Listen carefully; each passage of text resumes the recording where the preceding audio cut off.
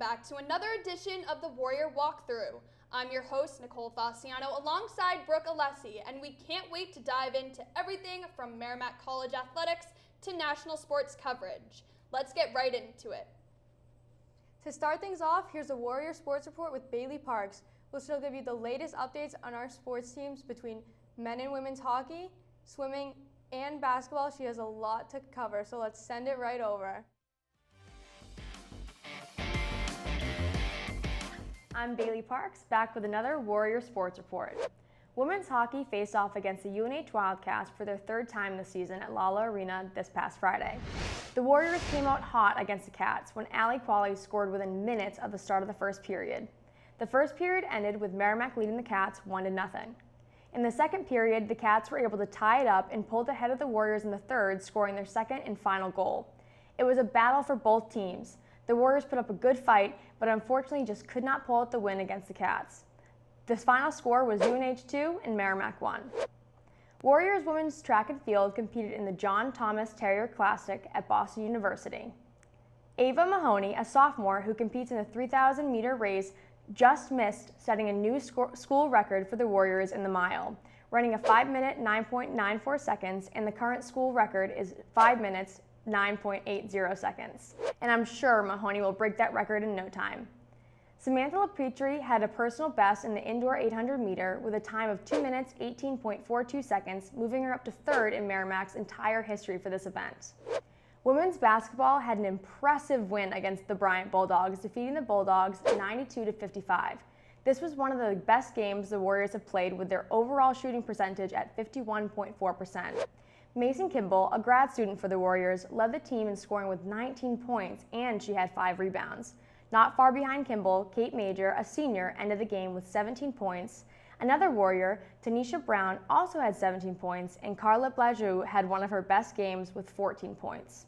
The Warriors dominated on the court against the Bulldogs, working as a team and absolutely crushing the competition to end with one heck of a win for the Warriors.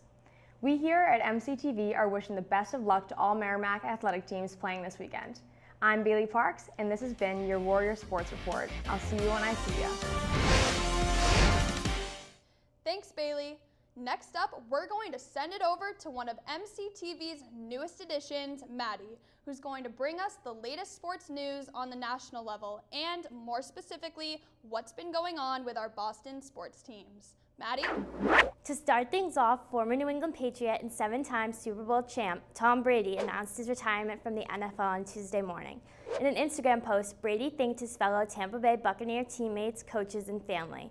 Brady has not yet announced what is next for him, but said, "I want to spend a lot of time giving to others and trying to enrich other people's lives just like they did mine." The Boston Celtics, currently ranked 9th in the Eastern Conference, defeated the Miami Heat on Tuesday, 122-92. They will host the Charlotte Hornets on Wednesday evening with a tip-off set for 7:30 Eastern Time. As we look ahead, the C's will travel to play the Detroit Pistons on Friday night at 7. The Boston Bruins are currently standing at 4th in the Eastern Conference and played the Seattle Kraken Tuesday night. Goals were scored by David Pastrnak and Taylor Hall as they defeated the Kraken 3-2. They will be hosting the Penguins and Hurricanes in their next 2 games at 7 p.m. on Tuesday and Thursday. Well, that's all we have today for a New England Sports Update. I'm Maddie Cassford reporting from MCTV. See you next time, Warriors. Now, with the Super Bowl on the horizon, there's no better way to get all of the most important information leading up to kickoff than to send it over to our Fantasy Factor co-hosts, Mike and Matt. Guys? Welcome, Nicole. We are very excited to welcome everyone back to another episode of MCTV Sports. He's Matt, I'm Mike, and we're here today to tell you everything you need to know about the Super Bowl on February 13th between the Los Angeles Rams and the Cincinnati, wait, you heard that right, the Cincinnati Bengals. Yeah, Mike, certainly an unexpected matchup for the Super Bowl, but honestly, probably one that everyone is pretty happy and excited about. Of course, a primary positive is that the entire country doesn't have to root against the Chiefs again. That's true. Overall, though, both teams have the great storyline with some very likable players on both sides, making most football fans, myself included, not really care who wins this game. However, I have to say, if I had to choose a side to root for, it would be the LA Rams. As much as Burrow has shocked the world this year, I think the Bengals have enough talent that he'll get another shot sometime. Matthew Stafford, on the other hand, who was trapped in the Detroit Lions for his entire career, finally is getting a shot to add a serious accolade to his resume, which would be much more dazzling if he had been drafted to another team, I'm convinced. Again, I like the Bengals. I just like the idea of Stafford winning a ring in the first year of being on a new team.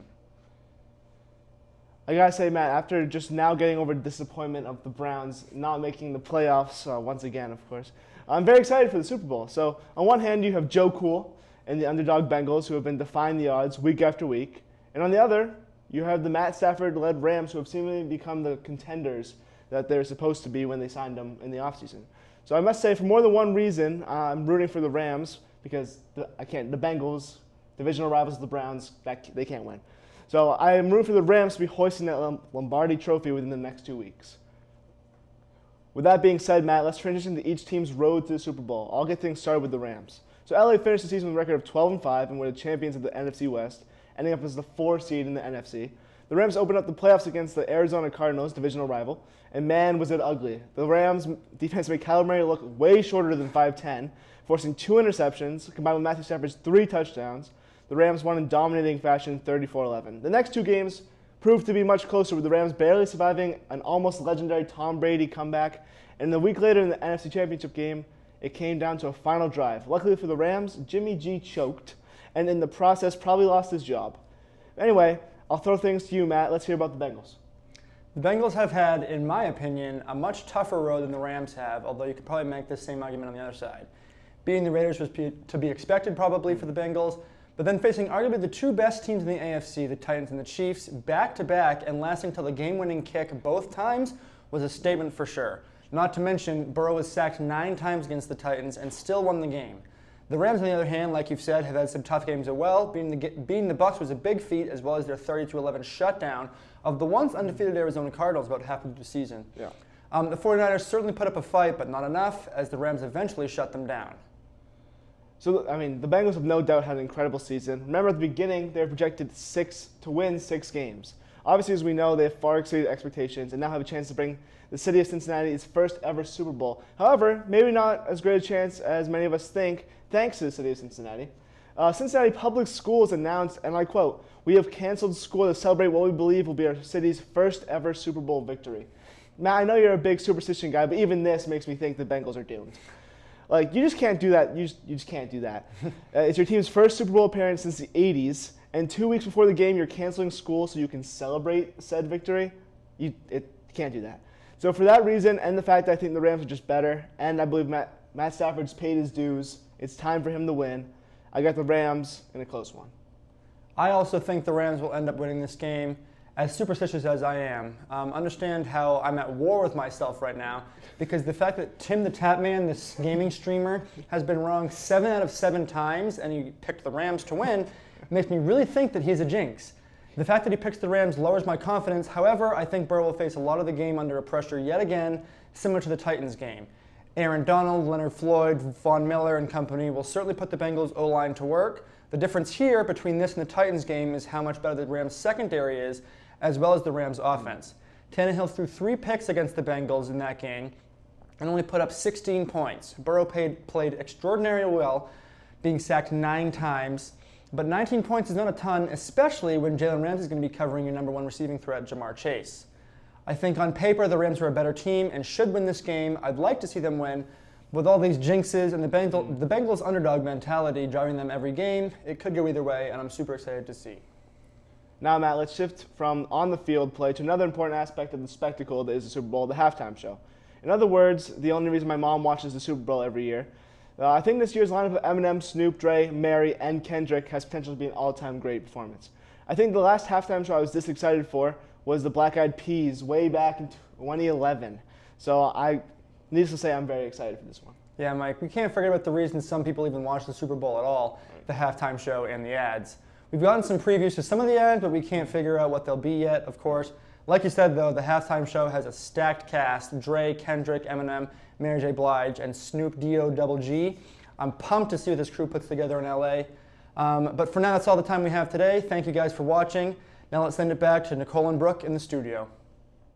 I personally can't wait to watch the epic end to this 2021 NFL season and, needless to say, the Super Bowl commercials. But to wrap things up, here's Gabi with our Warrior Sports lineup for the next month of Merrimack College Athletics. Hi Warriors, I'm Gabi Eckard, here with the lineup for the next couple weeks of Merrimack Sports. Let's take a look. To begin, the men's and women's track and field teams are competing Friday, February 4th at the New England Indoor Track and Field Championships. That will also continue into Saturday. Friday, women's hockey also plays Northeastern at 2 p.m. and men's hockey at 7 p.m., both games at home. Saturday the 5th, men's lacrosse begins their season at Hofstra at noon. Women's basketball plays St. Francis 1 p.m. at home, and men's basketball plays St. Francis away 2 p.m. Men's hockey plays 7 p.m. home game against Maine that night. Then, Tuesday the 8th, we have hockey at 7 p.m. The men play UConn at home and the women at Providence. Thursday the 10th, men's basketball will play Central Connecticut at 7 p.m. at home. On Friday, we get some more women's sports. The hockey team plays at Boston College at 2 p.m. You can also catch that game on NESN+. Basketball will head to CCSU. The game time has not been announced yet. That Saturday the 12th, track and field will also be competing. More details to come on that soon. And men's lacrosse heads to Boston University to play at noon. Men's basketball will be playing at Wagner 1 p.m. and women's hockey has a 4 p.m. home game against BC. The next day, men's hockey will be playing at Vermont 1:05 p.m. Happy Valentine's Day, Warriors! The day after, we would love to see you at the 7 p.m. women's hockey home game against Providence. Let's wrap it up with basketball now. Thursday the 17th, the women and men both play Farley Dickinson at 7 p.m. The women away and the men at home. That was your lineup. For more information on how to follow along or purchase tickets for these events and more, check out merrimackathletics.com/calendar. I'm Gabi Eckard. Back to the studio. Thanks, Gabi. Well, that's all we have for you today. From inside the MCTV studio, thanks for tuning in, and we'll see you next time, Warriors.